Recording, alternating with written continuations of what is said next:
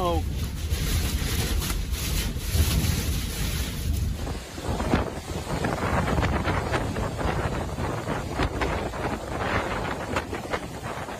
My house up on the hill.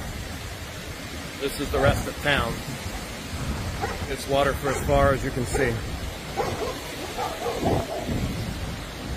And it's going to keep coming for the next 3 hours. The old front building of the faraway inn where the swings were just came apart, and it's washing up the street toward us.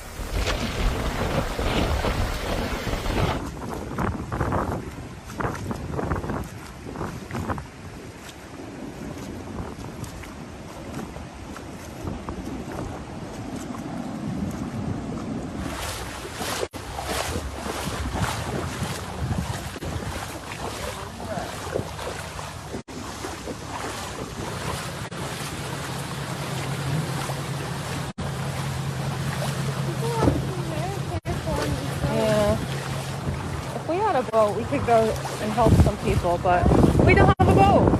The barge canal boat ramp went into Yankeetown a little bit. There's a lot of water there. I pray for everybody who's going through this. Please be safe.